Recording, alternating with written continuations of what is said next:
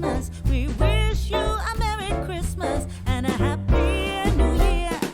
We wish you a Merry Christmas. We wish you a Merry Christmas. We wish you a Merry Christmas and a Happy New Year. Good tidings we bring to you and your kin. Good tidings for Christmas and a Happy New Year.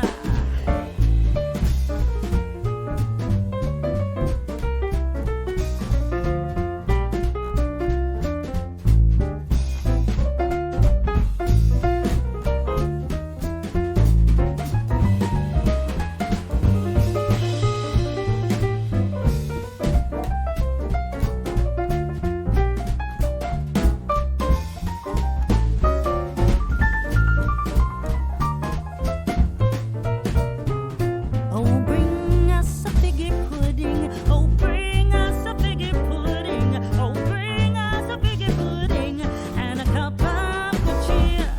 We won't go until we get some. We won't go until we get some. We won't go until we get some. So bring some out here.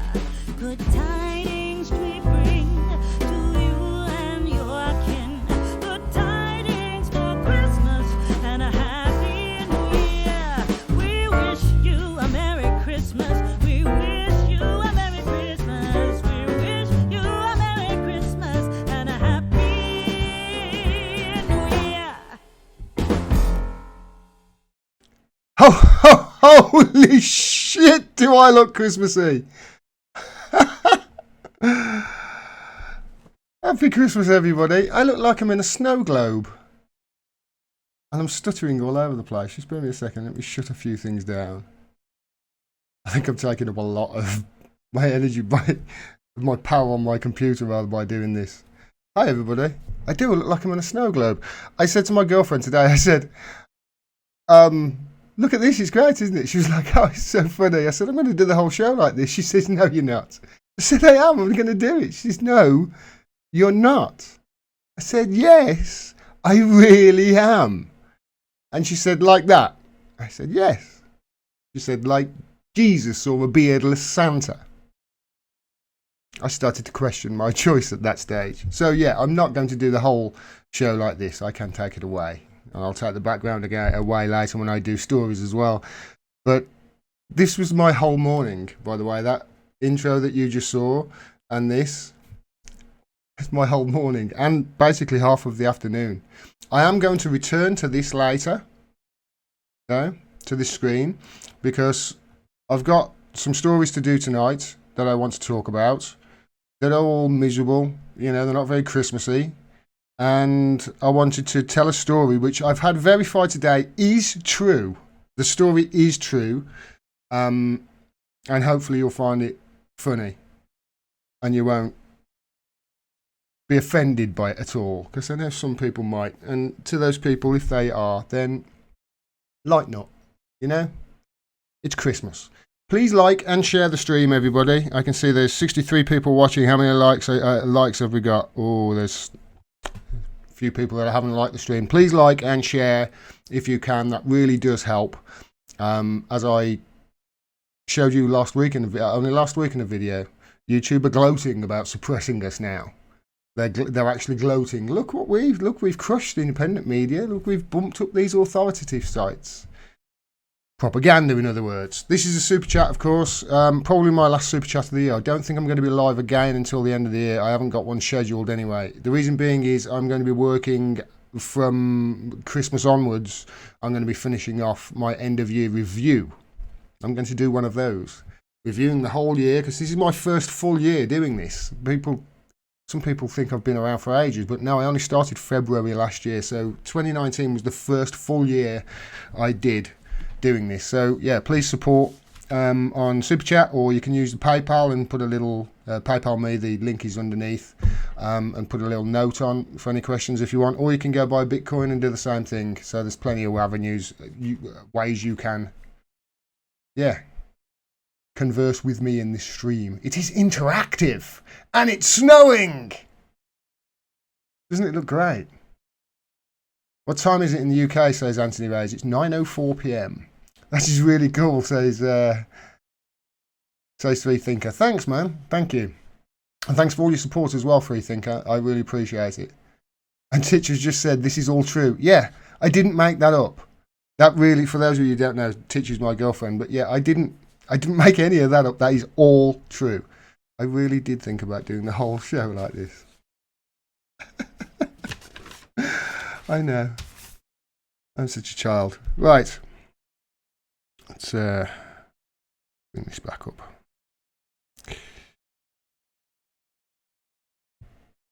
There we go.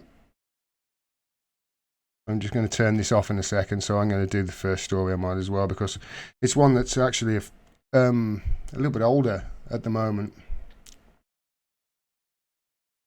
It's about 9 days old, this is, but I've been so busy I haven't had a chance to catch up. Hi everyone. This story is so important and so shocking that I've actually written down the statement that I wanted to start this segment with, because I'll just say it. It's shocking, this is, and every word of this is true, by the way. Should I do that again without coughing? I've had coughing fits all day today. Stop smoking as well, that's not good. I always get a little bit ill around Christmas. Happens so often. Hi everyone, this story is so shocking and it's got such gravitas. So I've actually written down what I wanted to say to open this segment, because I wanted to make sure that I've put it in the right context and got everything down word for word. Because there's been another leak from the OPCW, from within the OPCW. The OPCW is the Organisation for the Prohibition of Chemical Weapons. And it's of documents debunking now an already fully debunked government lie, which was the prelude to the United States, United Kingdom and France committing the supreme war crime of bombing Syria in retaliation for events which did not take place. I'm going to repeat that so you understand just how important this is. There's been another leak. This is the third leak from within the OPCW, the Organisation for the Prohibition of Chemical Weapons, which contains documents debunking an already fully debunked government lie, which was the prelude to the United States, United Kingdom and France committing the supreme war crime of bombing Syria in retaliation for events that did not happen. I better bet that statement up, hadn't I? By the way, this is true. What I'm telling you now is true. This is the truth I'm telling you. And YouTube is going to suppress me. They're going to demonetize me. They're going to hide this video from all searches if possible. It won't get any secondary uptick or anything like that. It won't get they will not include it in their algorithms. The only way you could find this video is by going direct to my channel. They will suppress this, and it's the truth. And the people who are telling you the lies about it, the so-called authoritative media, they'll bump those up in search engines and push lies and propaganda down your throats. I'm telling you the truth. I'm going to get suppressed for it. If I told you lies, they'd probably bump me up in the searches. But because I'm telling the truth, I get suppressed for it. So support independent media. Okay, so what am I talking about? Because I've got to back that statement up now, haven't I? Because, well, you might remember this. This was Douma. This was on the, I think it is the 7th of March, if I'm 7th of April, it says above my head, 7th of April. And this is the video filmed by the notorious White Helmets in Douma in Syria. And allegedly this was taking place after that there was a supposed chemical attack perpetrated on the civilians in Douma by Assad, the president of Syria. I won't show any more of that video because the last time I showed any of that video I got a top copyright strike. I know. Say copyright strike, a copyright mark. So that was the supposed chemical weapons attack. Now, after that happened, there was, of course, a massive rush to judgment by the authorities. The United States even put a press release out saying that it was Sarin, governor, and it was Assad that did it. The chemical weapons attack. This crossed the United States with Obama's line in the sand. And Theresa May, who was Prime Minister in the UK at that time, she quoted open sources in the Houses of Parliament, who basically blamed it all on Assad. It was Assad that did it, and it was the White Helmets that formed the aftermath of it, and all the information that they needed from these open sources that Theresa May used came from the White Helmets and from Bellingcat, or chief among them. Bellingcat is this online investigative journalist, citizen journalism outfit with Elliot Higgins in, that's funded by the Foreign and Commonwealth Office to basically, you'll see.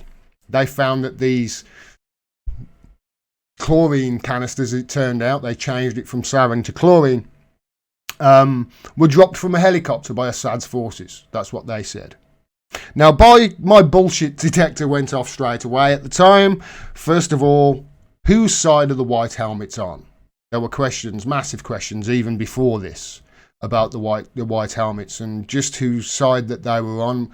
I mean, I'm not sure whether this was, a saintly organisation when it started, but you certainly can't tell whose side they are on at the moment, because if you speak to people in Syria who were fleeing other places like Aleppo, they came out and they were saying to reporters that no, the White Helmets are with the terrorists. They work hand in glove with them. So there were serious questions about them. My bullshit detector went off. Obviously, we all know about Admiral West, retired Sea Lord Admiral West, or First Sea Lord, or whatever his name was. He was on the BBC saying it makes no sense for Assad to do this because he's winning the war. And the one thing that would galvanise the forces against him is him using chemical weapons. It makes no sense at all. The only people who would benefit from this at this time is the rebels in that area. So there were huge questions about it, and especially when you look at the rush to judgment as well. It was very iffy. Nevertheless, the United States, the United Kingdom and France went ahead and bombed Syria. Now, as far as I can tell, as far as I remember, nobody was killed in those strikes, which means that basically damage was done, and the only people who really benefited from it were the shareholders of Boeing and Lockheed Martin, because their shares went up huge the day after, I seem to remember. A few days later, that was on the 14th of April, the bombing was, a week after the supposed chemical attack. And then 3 days after that, we got the first reports from the ground from Robert Fisk, and I think a day later from Preston Sharp of One American News, as I've showed, and they interviewed people at the clinic where that video that I showed you just was taken, and said the doctors were saying no, it was hypoxia they were suffering from. There was shelling in the area, and there was loads of tunnels underneath where the locals obviously tried to stay safe. These huge tunnels, very dusty. When the shelling happened, it obviously brought up dirt and dust, got into the children's lungs, and that's what they were suffering from. Dust inhalation, oxygen deficiency, hypoxia. They were getting treated for it, and then some White Helmets rushed in, shouted gas, poured water on the heads of the children, filmed it all, and then went. Allah, there you go. Propaganda construct. This is what was said a few days after that attack. Now, apart from Robert Fisk's reporting and Preston Sharp, in the media, in the mainstream media, especially lefty mainstream media, corporate media, state media, whatever you want, nobody talked about this. Nobody talked about it. Robert Fisk's report, I think, was the only one I could find at the time, you may remember. And it seems that there was, as I say, no chemical weapons attack there at all, let alone it was Assad that did it. Looking at the information that's come out now with this third release. Other than independent media, this wasn't reported on at all. It all stunk of a false flag.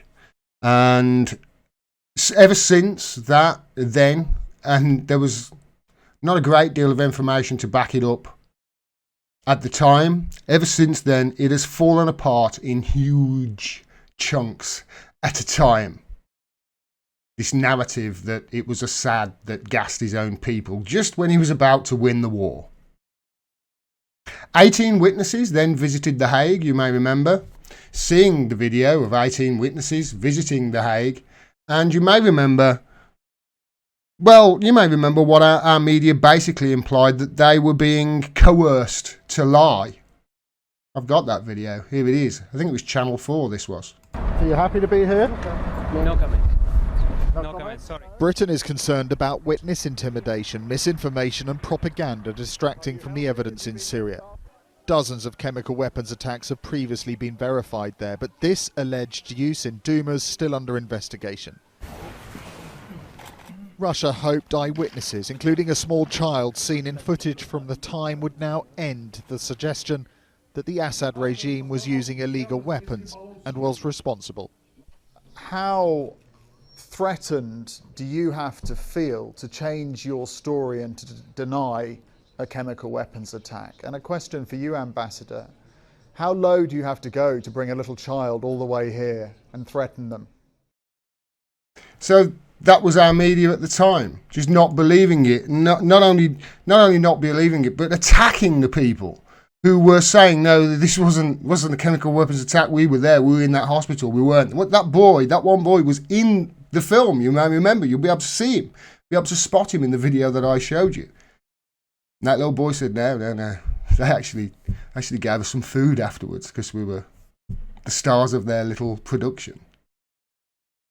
And our media attacked them as liars immediately. The attack dogs, meant to be the guard dogs, the watchdogs of the establishment. Now, the attack dogs. So true. Our fourth estate there, that was Channel 4, our fourth estate, holding power accountable. Then, of course, we had the BBC Syria producer, Riyam Dalati, who came out and said the Douma clinic scene, he can prove it was all used for propaganda purposes, before making his Twitter account, what they call it, secret, making it private. We haven't heard anything from him since. We've had the first leak from within the OPCW from whistleblower Ian Henderson, who basically said I was an engineer and those canisters couldn't be dropped from a chopper, and my report was missed out of the OPCW report. Here's my report. We've seen that document. It's a verified document. We know that OPCW suppressed it because it went counter to their narrative, which led to them committing this supreme war crime. He actually found that no, it wasn't. They weren't dropped from a chopper, and most likely placed there. That's what his report found, and they didn't put that in the final OPCW report. Then there was the second leak with the email from within the OPCW accusing the hierarchy of doctoring the report, and we had a media silence on that, and the first leak as well. It's just media silence both times. You know, I think the second time, apart from, Tucker Carlson in the US covered it, the second leak, and Peter Hitchens did in his blog in the Daily Mail. That was it. But now there's a third leak. And here it is. And it's from WikiLeaks, so we know it's from a trusted source again. The second leak was from WikiLeaks as well. This is part 3. It says today WikiLeaks releases more documents showing internal disagreement within the OPCW about how facts were misrepresented in a redacted version of a report on an alleged chemical attack in Douma, Syria in April 2018. Excuse me, I'm going to have a drink and...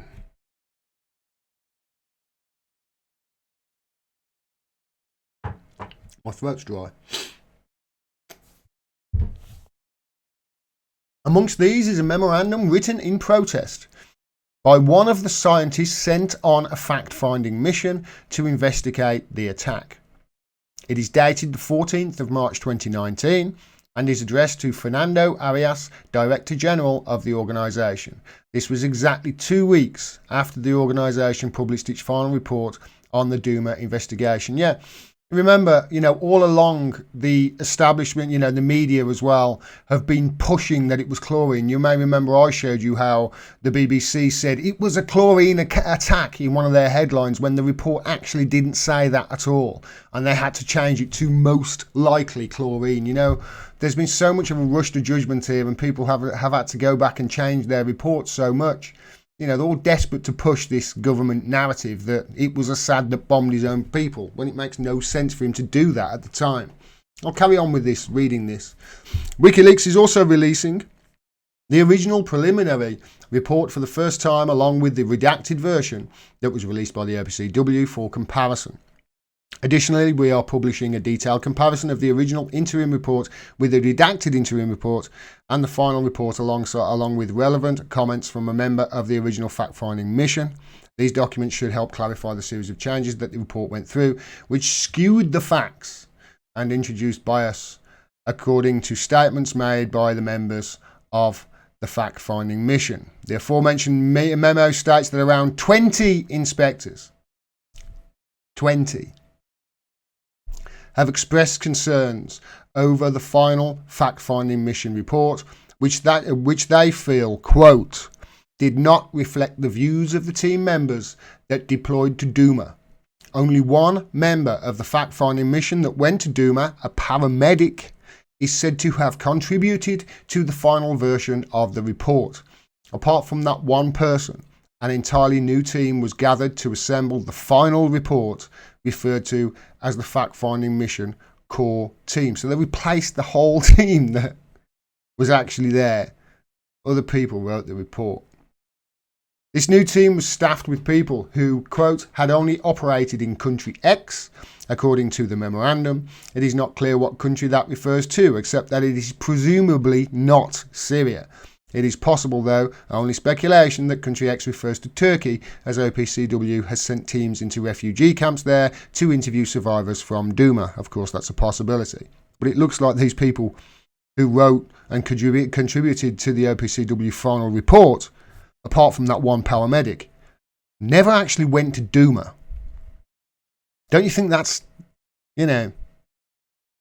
I'll continue with this. It's really important I get all this information out there. The author of the memorandum states that he was the one originally tasked with analysis and assessment of the 2 cylinders found on the scene of the alleged chemical attack. This was a task he undertook in the understanding he was clearly the most qualified team member, having been to the location in Douma and because of his expertise in metallurgy, chemical engineering, including pressure vessel design, artillery and defence R&D. He continues, quote, in subsequent weeks I found that I was being excluded from the work for reasons not made clear. Their expert, their most qualified person on metallurgy, chemical engineering, including pressure vessel design, artillery and defence research and development, their expert, they kept him away. Doesn't it seem to you like they're trying to come up with there's a preordained outcome here that they're trying to come to, and anybody that's going to deviate from that, they're not letting them anywhere near it, or they're kicking them off very quickly? That's what it looks like, isn't it? The author explains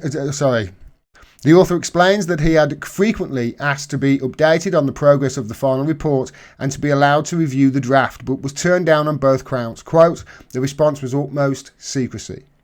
Of course it was. Once the final report was released on the 1st of March 2019, it became clear that the conclusions of the report had changed significantly in the hands of the new core team, that apart from a paramedic had never been there, that assembled it in its final form. Quote, at the conclusion of the in-country activities in the Syrian Arab Republic, the consensus within the fact-finding mission team was that there were indications of serious inconsistencies in findings. After the exclusion of all team members other than a small cadre of members who had deployed and deployed again in October 2018 to country X, the conclusion seems to have turned completely in the opposite direction. The fact-finding mission team members find this confusing and are concerned to know how this has occurred. I don't find it confusing at all. Towards the end of the memo, he writes, quote, "In conclusion, I must stress that I hold no opinion, interest or strong views on the technical part of the matter, nor any interest in the political outcomes. My interest is in sound technical rigour. The science, engineering and facts will speak for themselves. WikiLeaks is releasing supporting documents that back up these claims in great technical detail, including the original interim report and appraisal of the changes." So I just want to say my interest with this, my only interest is the truth. Sounds like his only interest is the same. Here's all the information you can see. There's the first draft interim report, and they've attached all the information. There's the original. Oh, sorry, the original email.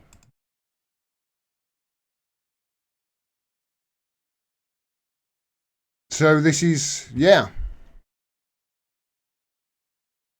This has blown the whole lie that we were told apart about Douma. And still, the media are silent.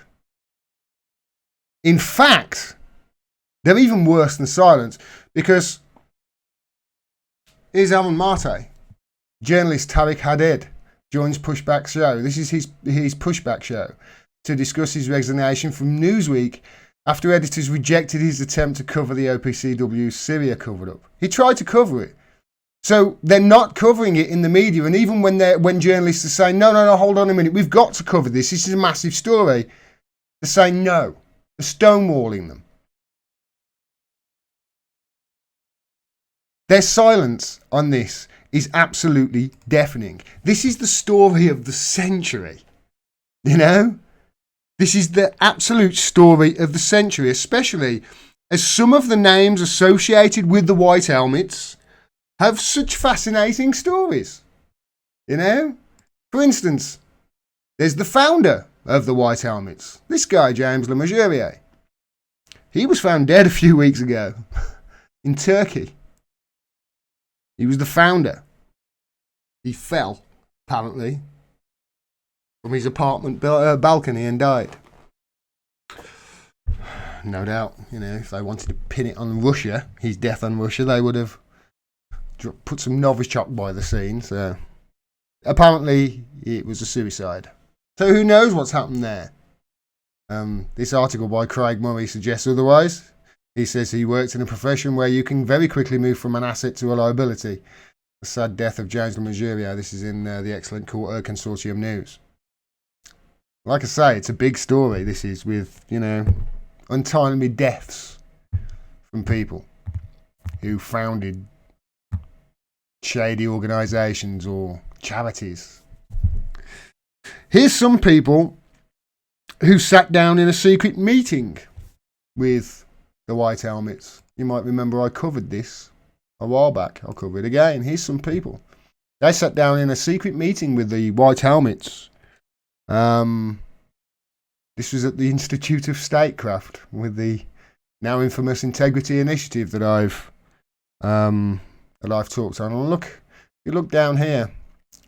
Look at that. There's Isabel Oakeshott. You might remember she was the journalist who published the leaks that led to Ambassador, I think his name was Kim DeRoche, having to resign. You remember that? Because he was critical of the Trump organisation. She had some leaks from a 19-year-old Brexit, 19-year-old guy who was a member of the Brexit Party, apparently. Just, come on. It's a targeted leak. And then two above that, look at that. In that meeting, in that secret meeting with the White Helmets, Pablo Miller. Does anybody know where that name's come from? Yeah, Pablo Miller. He was the guy who, when the Skripals were poisoned, a D notice was put on his name, along with the name of Business Orbis Intelligence, which was the company he worked for, which was a company owned by Christopher Steele. You may remember him, the guy who wrote the infamous Steele dossier, or Pablo Miller. He was an ex-MI6 agent, he was an ex-GCHQ spy, along with Christopher Steele, and they worked together, and he was actually Sergei Skripal's, I think he was his handler or recruiter. One of them was one and one of them was the other. But he was meeting with the White Helmets. We know from the Integrity Initiative. It's interesting, isn't it? And yet the media are silent. Apart from, on this one, apart from Peter Hitchens. I think he's the only one, again, who's written about it. Peter Hitchens. Cuckoo for cannabis. It's not a silence, though, is it, really? It's not just silence. It's complicitness. They're complicit in this. Especially when you think that they're, at every step of the way, they're narrative managers. They've pushed them out front and centre to try and, do damage limitation. I'm talking people like Brian Whittaker, who get invited on Democracy Now! Come on, Amy. Come on. Brian Whittaker and Scott Lucas. Sycophants for the government who float theories for them, it seems. They are complicit in this lie, these people are. They are actively stopping the truth coming out. Like I say, I'm going to get suppressed on YouTube for this video. YouTube are not going to put it in front of anybody's face. The only way that's going to get shared is if you share it and put it in front of people. So I rely on you. Independent media do now. The Google algorithm is that tight. They are attacking anybody who's telling the truth as well. Remember, the working group on Syria propaganda and media, who the first leak was sent through, attacked mercilessly by members of the Integrity Initiative. You see how it comes full circle? People who are telling the truth and trying to get the truth out there, they're being suppressed and smeared and slandered by people in the Integrity Initiative, which, as we know, is a government-funded outlet. Patrick Henningsen, I heard him say it once, my mate Patrick Henningsen. He said, our media in this country, they're not the fourth estate anymore. They're the fifth column. They're not there anymore to hold power to account. They're there to prop it up. And it's time for them, I think, to go. This is the biggest story on the planet, and they don't want to talk about it. Let's try and get it out there. They cannot keep this. They cannot keep the lid on this. Not any longer. This is an absolute bold-faced lie from the very beginning. I said it from the very beginning, and I've been proved right every step of the way. And you know what? It's not difficult. It really isn't. You've just got to be honest and pay attention. Which just shows you the people in our media, they are not doing it. That's why you've got to support independent media, because we really have got to make Orwell fiction again. Hi everyone. I hope you enjoyed that. It's Christmas. Let's put some Christmas things back on while I take the I had a super chat, didn't I? Din din diggity ding din din din din diggity ding din din din din din din din ding ding ding ding ding ding ding ding.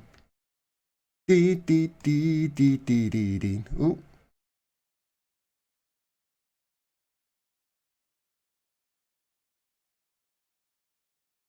How is everybody? Everybody having a lovely Christmas? I stopped watching him also, says Cowan M. Oh no!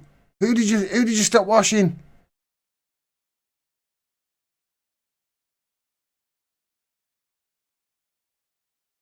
Oh, I'm interested now. I can't find it. Oh, Nico. Nico's great. Nico's great.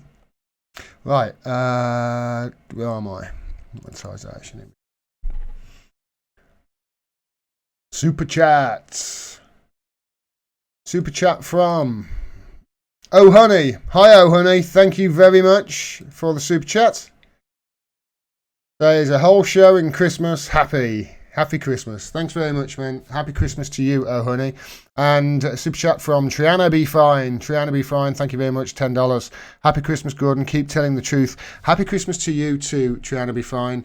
And thank you very much for your support. And yeah, I can't do this without you, everybody. I really appreciate it. This is my first full year, and I'm really looking forward to the next one. It's going to be a lot of fun. It really is, and there's going to be a lot to talk about. I know in the next 12 months. And that's that done. For £1.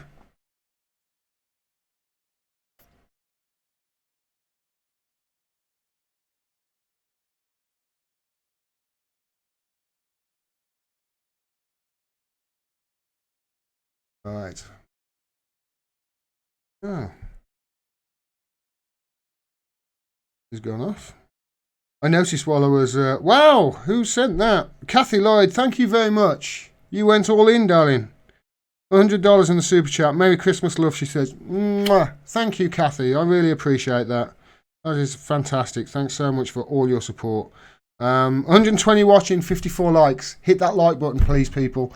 It really does help the stream. I know it's I know it's annoying, but it's a really little thing, but it really, really does help. So, and we need all the help we can get in the independent media. We're getting suppressed like you wouldn't believe. It's really quite impressive the way they've done it, to be honest. They have not cut any corners. They've really come down as huge.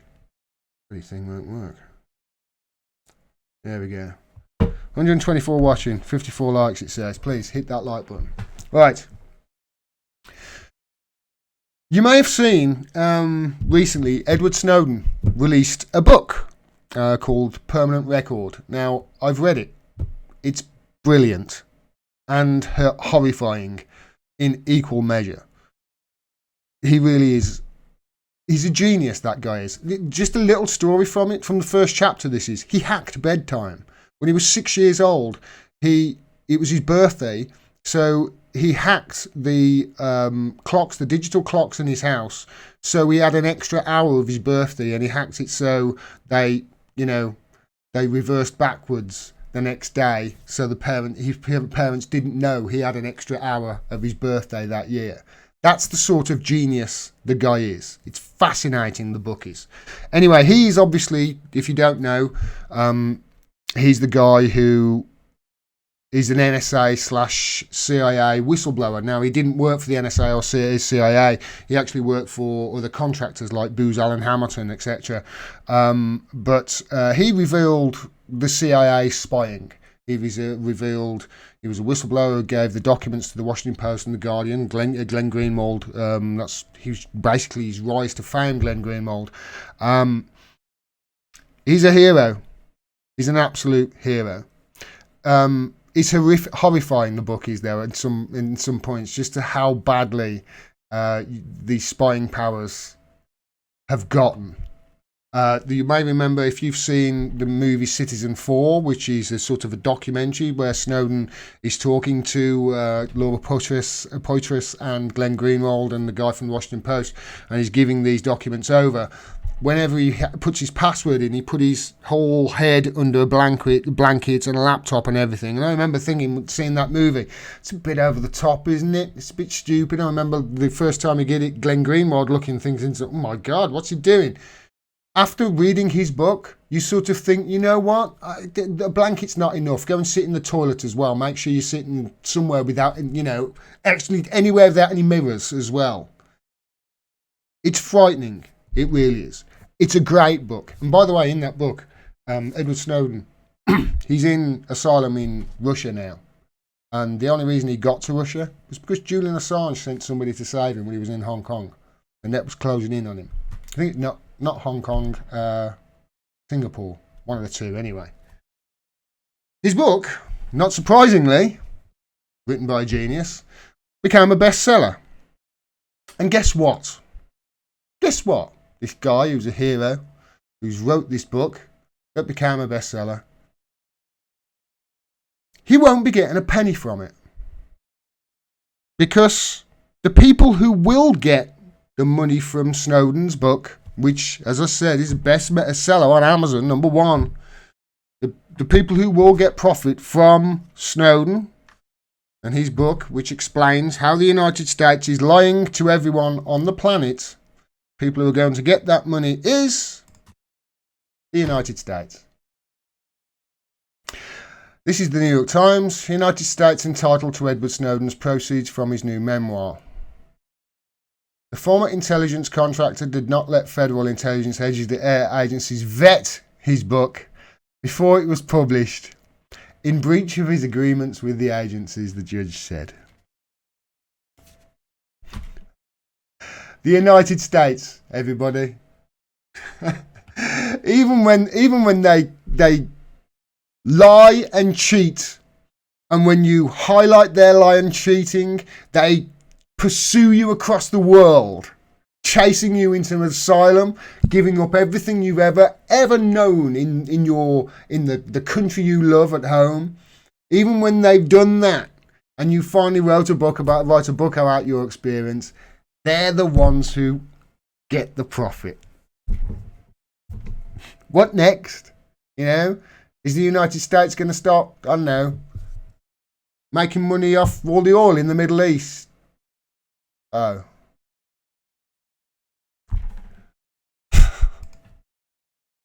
Edward Snowden, he took it on the chin. He said this: the government may steal a dollar, but it cannot erase the idea that earned it.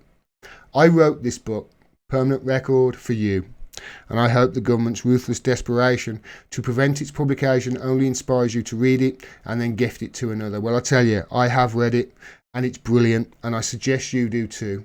I'm going to set up so I can send it to my girlfriend because she wants to read it, so I'll gift it to her. I suggest you buy it or get somebody to gift it you, because it really is a fantastic book that I cannot recommend enough. And also, even though it's of a really dire subject, you know, spying and all the underhanded stuff that goes on in those spy agencies, it really does end on a happy ending, one that almost brought a tear to my eye. I'll tell you that. It's a quite remarkable book, and I'm really glad I read it. All right. Thank you so much, everybody.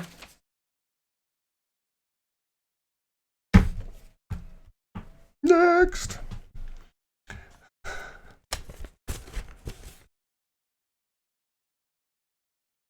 My last post was censored, says Protocols of the Elders of Chicom. Wow. They do that, don't they? Google, they censor some comments, some words. They don't like some words being used. This is awful what the US does, says Kathy Lloyd. So ashamed. It really is awful what they do. Free Julian Assange, free Chelsea Manning, bring Snowden home. I absolutely concur.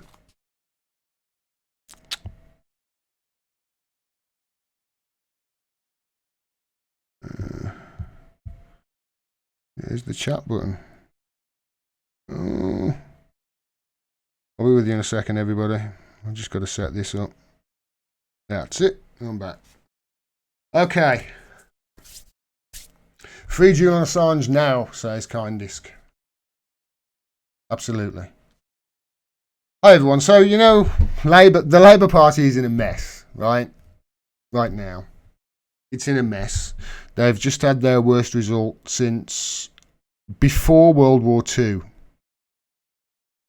Honestly, if you actually look at the seats that they won, they've had the worst result just since before World War II in number of seats won. Now, because it's been such a debacle, and it really has been a debacle, there's no doubt about that.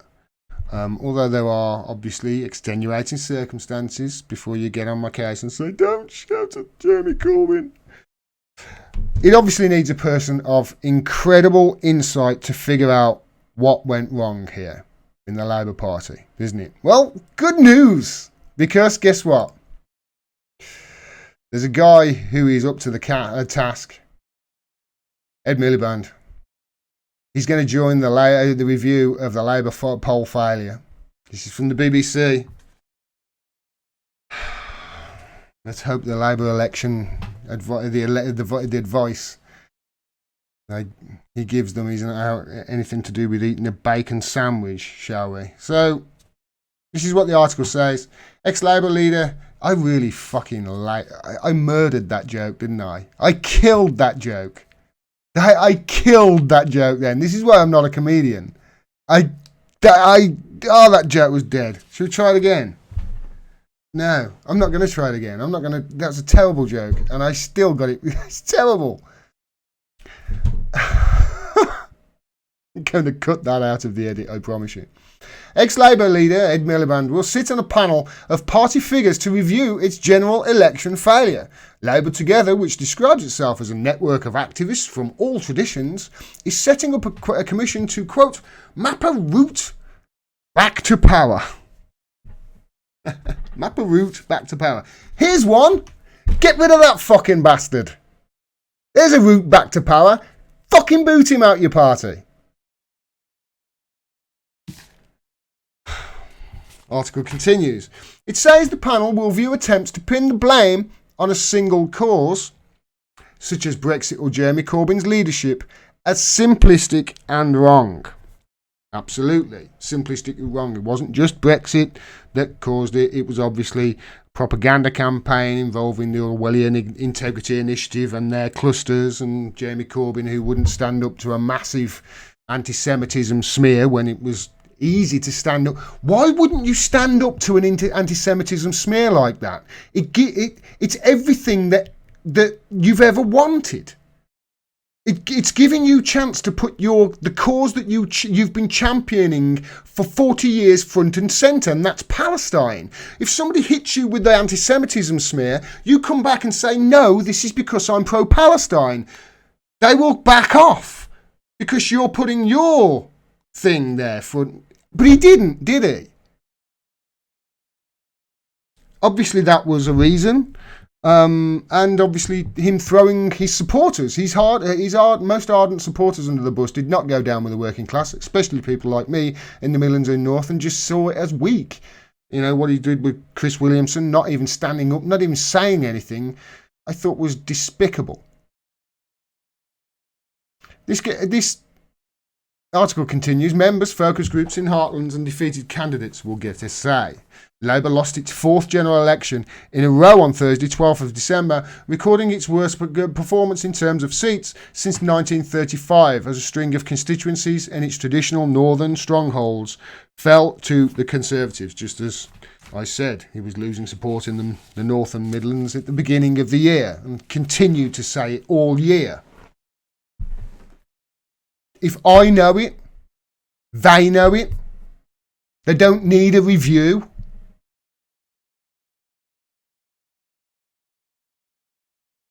Some MPs who lost their seat blame Mr Corbyn's unpopularity with voters. I wonder why that is. Is it because of a propaganda campaign? Mr Corbyn says Labour, quote, won the argument. Mate, if you win the argument, but you have your worst result since before World War II, perhaps you were arguing the wrong fucking thing. Perhaps it was the wrong fucking argument. Mr Corbyn says Labour won the argument, but blamed the media and the fact that the campaign was dominated by Brexit rather than Labour's plans to boost public spending. Yes, of course. It was the Conservatives' fault that Labour decided that the best course of action was to throw the working class overboard and do exactly what the working class didn't want them to do. But internal opponents for Mr Corbyn say the party must ditch his left-wing policy agenda to stand any chance of regaining power. And you know where this article from the BBC is going here, because I teed it up at the very end. You can see where it's going, can't you? You can see what the BBC are starting to suggest is the way forward for the Labour Party. Yes, Labour last won a general election in 2005 under the leadership of former Prime Minister Tony Blair. Mr Blair said last week that, quote, the takeover of the Labour Party by the far left had, quote, turned it into a glorified protest movement with occult trimmings utterly incapable of being a credible government. There you go, the BBC telling you. Listen to Tony Blair. He won. He won 3 elections. Listen to Tony Blair. Mark Blythe was right, you know. Mark Blythe was right. Jeremy Corbyn was crisis management for a dying Labour Party, because I don't see any signs of life in that dead donkey. Do you? There's only one thing that's going to solve this, and that's a massive groundswell of people. And I know that people are going to be, you know, annoyed at me. They're going to say, oh, how can you go after blah, blah, blah. There's only one thing that's going to change this. Voting is going to change fuck all. Brexit, it should have taught you that by now. The only way things are going to get better is by a massive grass movements, massive populist movement of people. It's the only way it's going to change. Because if they think the solutions to their problems in Labour lie at the feet of David Miliband or Ed Miliband or Tony Blair, then the Labour Party is dead. Dead. Dead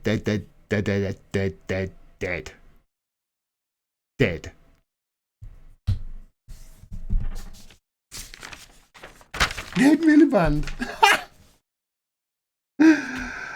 Let's hope. I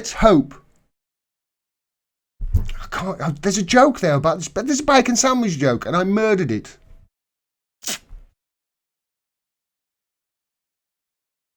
I've heard nows about anti-Semitic since exactly the election night. I know Carol Cassidy. I know this anti-Semitism thing in the Labour Party. It soon quietened down after the election, didn't it?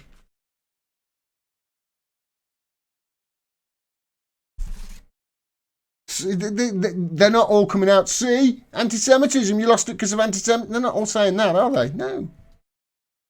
It was a trick. They say it's a trick. It's a trick we use. Are they dead, Gordon? Yes, they're dead.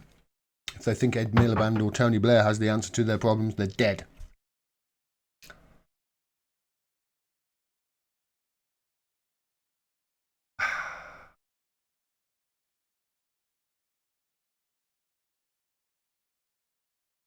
Both parties are puppets of the globalist cabal that run the planet, says Mark Lewis. Zoxilic says, Gordon Dimmack, can you speak to cheating in your elections and how it's accomplished? If at all outside of the massive propaganda campaigns in the media, what kind of rigging do they employ? I haven't heard much with regards to actual rigging in our elections over here. I hear it, you know, in the United States, but I don't hear much of it over here. We've got paper ballots, you know. Things can be checked and counted.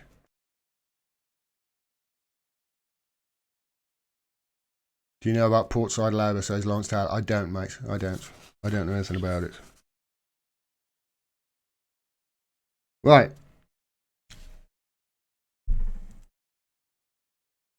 Hi everyone. You know how Glenn Greenwald says you can tell that Russiagate is bullshit and the media are pushing this bullshit because all of their mistakes all go one way. You've heard him say that. I've mentioned it many times. Well, one of my supporters, Rush Jackson, he's written a thread on it, on something else, on mistakes going one way, and it's with the BBC. And it's with their mistakes that they've made this year with regards to Labour and all the mistakes that they have accidentally made that harmed Labour's chances in the general election, which they ended up losing. So I'm just going to read this out because it's a great thread. Russ has done a brilliant job on it. The audience laughing, he says, at Boris Johnson during the career. Let's take this from the top. He says this. For all those denying any BBC bias on BBC News and BBC Politics shows, here's some of the formal corrections and clarifications to mistakes made by the BBC in 2019, which all completely coincidentally helped the Tories by damaging UK Labour's reputation. He said this, 4th of December 2019, the audience laughing at Boris Johnson during the BBC Question Time leader's debate about his response to a question about trust was accidentally edited out. Yeah, that was a recent one. Here's another recent one when Boris Johnson completely messed up Remembrance Day by setting off too early and then laying a wreath upside down. The BBC quote accidentally showed footage from the previous year. Yeah, it does make sense that the BBC would cover that up if you actually listen to Craig Murray, because Craig Murray was there and he said, yeah, he was drunk. That's why he placed it upside down. Craig Murray, not me. Take it up with him if you don't believe it. Also, Fiona Bruce on BBC Question Time saying Vote Leave did not break the law, when of course they did. The BBC accidentally massively inflating allegations of anti-Semitism within Labour. That's the 23rd of August. Next one, the BBC accidentally, of course, amplifying a tweet from fake Tom Watson Twitter account, accidentally misrepresenting UK Labour MPs' views on Brexit, and accidentally misquoting criticism of Labour's new Green Deal proposals. 21st of September, 6th of September, 24th of October. See, they're all going the same way. The BBC accidentally failing to correct a guest's assertion that a UK Labour MP was facing deselection when she wasn't. The BBC accidentally claiming a union official was being readmitted to UK Labour when she'd never left. That was from June. Here's one you'll probably remember when Diane Abbott said UK Labour were level pegging in the polls on BBC Question Time. Fiona Bruce accidentally said Labour were definitely behind when Labour were definitely level pegging. I did a video about that. That was January. When criticising UK Labour's race and faith manifesto, the BBC's Victoria Derbyshire accidentally said there was no mention of Islam when it made explicit mentions of both Muslims and Islamophobia. That's 5th of December. On the relentless and disproportionate attention BBC politics gives to UK Labour and anti-Semitism compared to other parties is retweeted. The BBC gives vastly disproportionate airtime to the serious issue of anti-Semitism. I've pointed this out before. If you actually look at, where it is on the list of important things for you and I and our fellow common man and woman in this country, anti-Semitism way down the list, 8, 9, 10. It's not even in the top 10 for some people. Yet it's the number, 2 issue? According to the BBC and the media, it's Brexit, then anti-Semitism and nothing else. You can see there, here's BBC Laura Kunsberg, chatting with Jeremy Hunt about his unquestionable commitment to the NHS. She said, no one would question your commitment to the health service while you were there. She spelt destroy. She missed the word destroying out. It would make sense then. No one would question your commitment to destroying the health service while you were there. That would make sense. Links through to an article there on some of the structural and institutional factors that constrain the BBC's reporting, and then selection of other peer-reviewed articles. When I drop this video, I'll leave a link to this thread. You can see there in June 2019, more than half of all the guests who appeared on BBC Politics' flagship political shows were Tories. More than half. Only 14% Labour. There's an institutional bias with the BBC. Look at this. Reported hate crimes in England and Wales have doubled since 2013. Just goes on and on and on and on and on and on. It doesn't stop. And that's just on the BBC's false, falsehoods and misreporting on Labour, or skewed away from Labour and towards obviously helping the Tories. And don't even let me get started on the Julian Assange thing. Too late. I've mentioned it. I've got to start. This is Emmy Butlin's site. This is one of the sites that she works with. This is wiseupaction.info, and she's also documented. This is just one person documented. all the falsehoods that the BBC have printed when covering the Julian Assange case in 2019. And again, they all go one way. As Glenn Greenwald says, you know Russiagate is bullshit because all the mistakes go one way. And it's the same with their coverage on Julian Assange as well. You know that they're covering up for serious crimes here. Human rights violations. This is Emmy Butley. I'm going to read this little article that she's done here because it's fantastic and it highlights just how one person can really make a difference.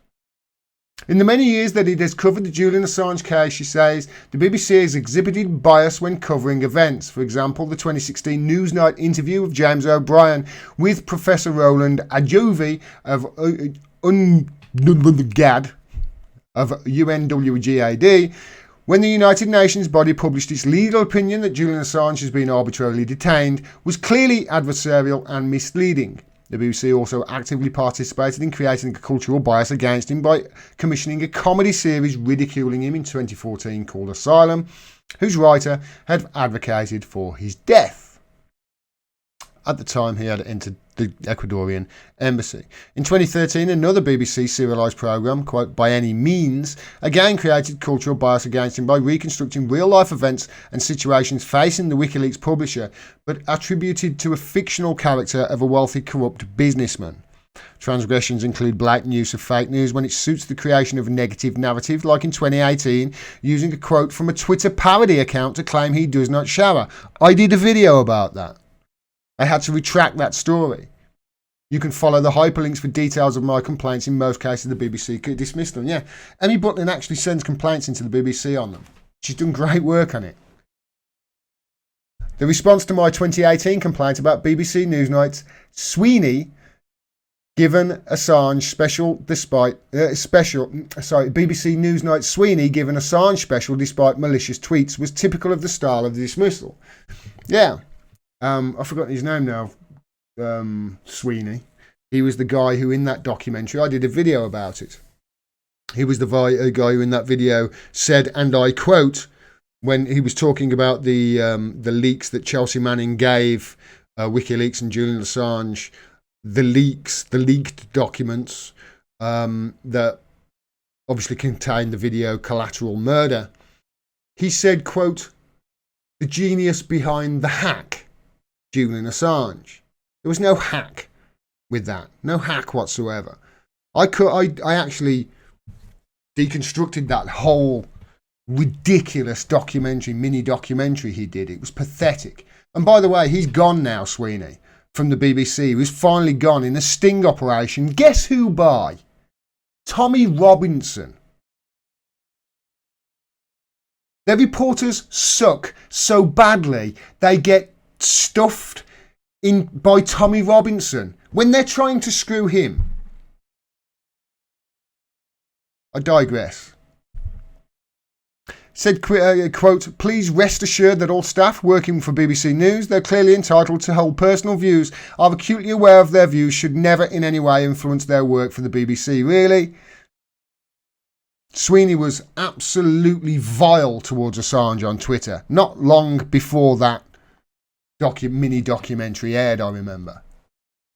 She links through there to my video about that. It's fake news about him.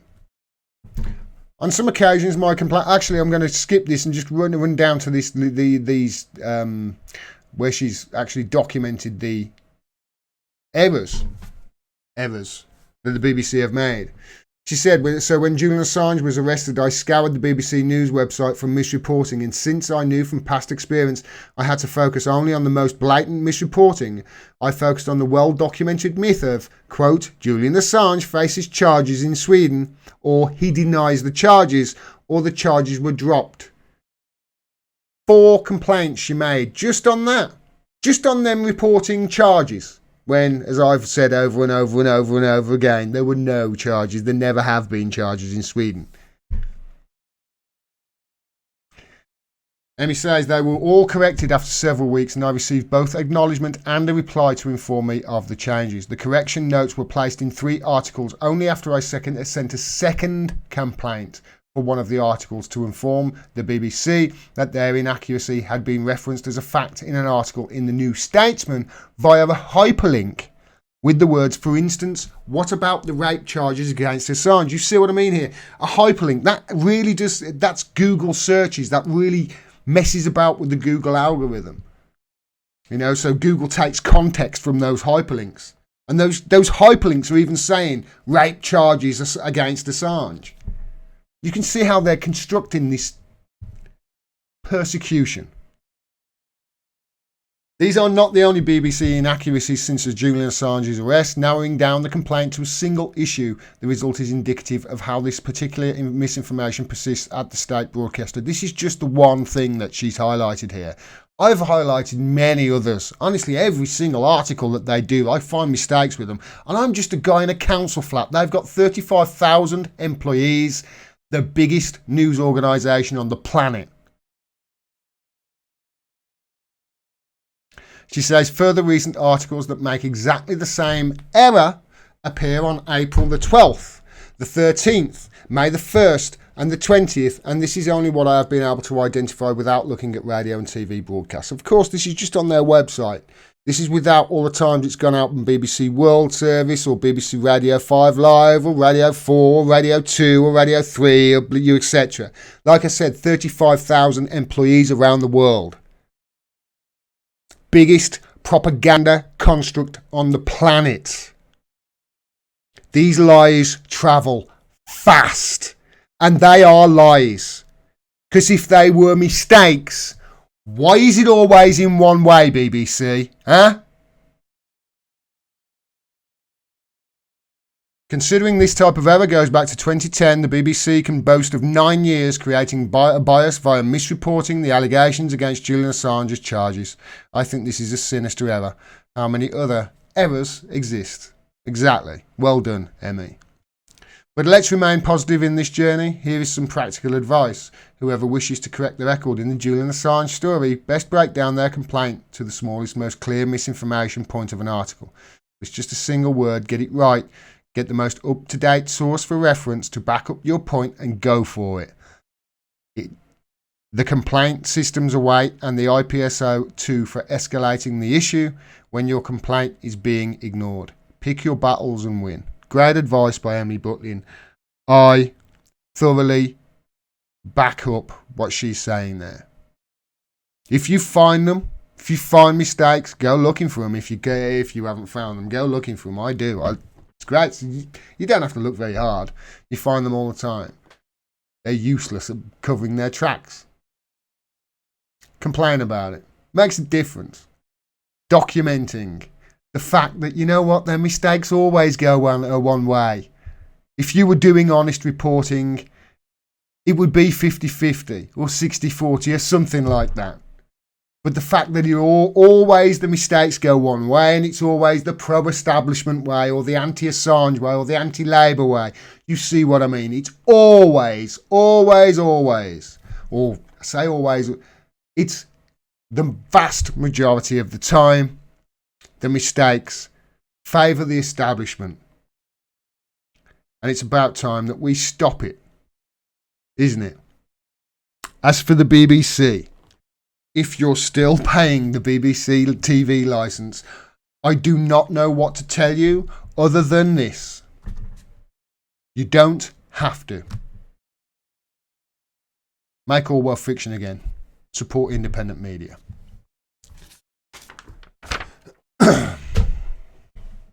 Stephen Yaxley, aka Tommy R. White supremacy supported by Israel, says Joe Higgy. Yeah, and he was still the one who got rid of Sweeney from the BBC.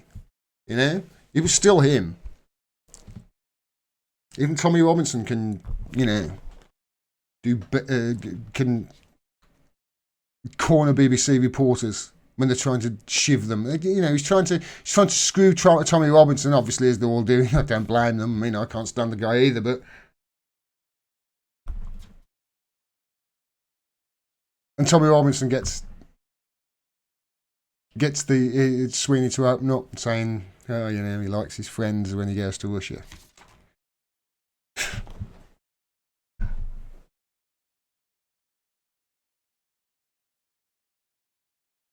Got the same issue with mistakes regarding Sanders in our media, CNN and MSNBC. Always disfavour Sanders. Yeah, William. Log them, mate. Log them, because if people log them and we end up getting a catalogue like Russ Jackson did in that thread, and what like Emmy Butlins doing, we've got a catalogue here of errors that we can go back and look as I say, look, systematically, boom, boom, boom, boom, boom, and we can get behind it. We can get support for them. We can actually get them to change shit. You know, we're not going to reform the BBC at all, but highlighting their mistakes, it's going to go a long way. And the media can't carry on doing what they're doing. They're going to try. They can carry on doing what they're doing. They're going to try, but we can't let them. We can't allow them to do it.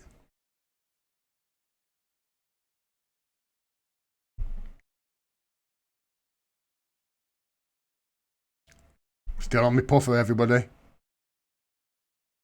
If you're a smoker, give them a try.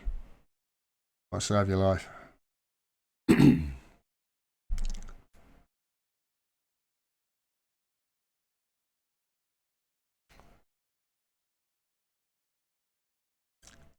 Okay.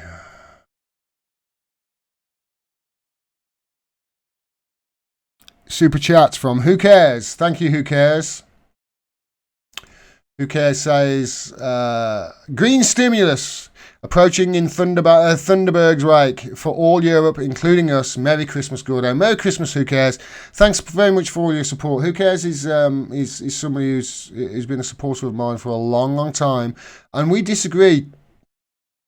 Like everybody does, we disagree. They disagreed with me many times. I've disagreed with Who Cares, and you know what? It's fine. We can do it civilly, and we talk, and sometimes we disagree just because you know what, we got the wrong end of the stick, or you know we misinterpret what the other person is saying, and that's cool. We have a conversation, we get over it. It's very adult. It's really good. Who Cares? Thanks very much for all your support. Mike the Russian bot. Hi, Mike the Russian bot. He says, Happy Merry Christmas, Hanukkah, Gordon, et al. Merry Christmas to you. And I really do mean that. I hope you all have a great Christmas. I'm really looking forward to this Christmas this year, because this is the first year, I think in 15 years, I've had a girlfriend. So it's really exciting for me, and I'm looking forward to it. I hope you all have a really great Christmas too. I truly mean that. Costello West, thanks very much for the super chat, $4. Keep up the good fight, says Costello West. Yes, I will do. I've even stopped saying peace at the end of my videos. I don't know whether you've noticed. Yeah, it's a fight we're in, that's for sure. I need to put my Are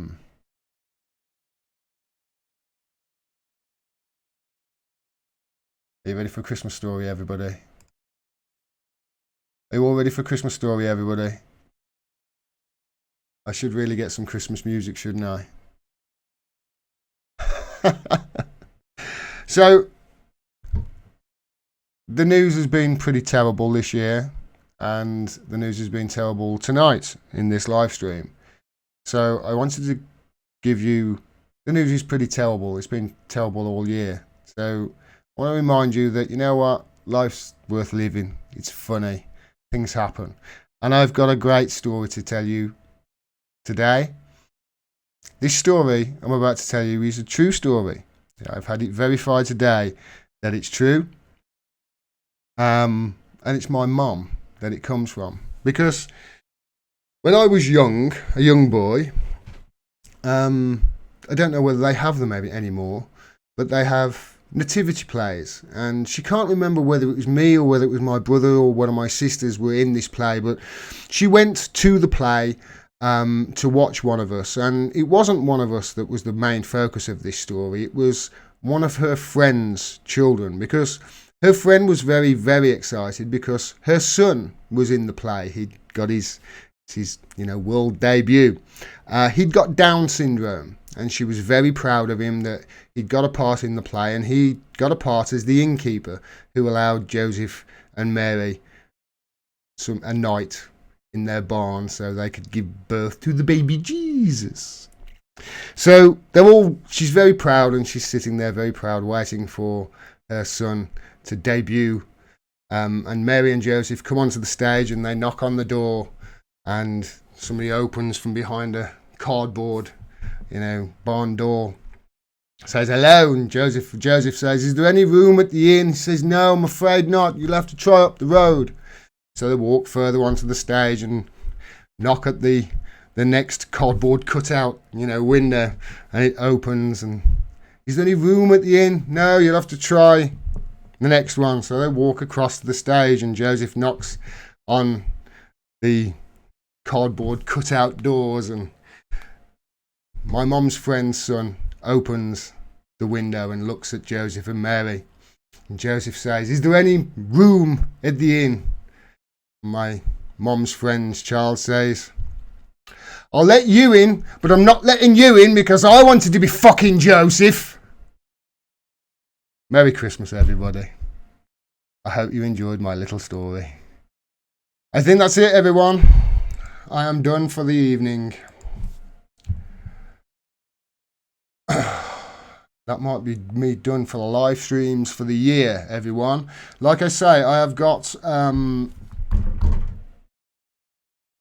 my brother was Down syndrome. Tuesday, this wasn't a joke about Down syndrome. This is a funny story. Like I said at the beginning, I hope people don't get offence. And if somebody takes offence to that little story, then you know what? Lighten up, mate. It's Christmas.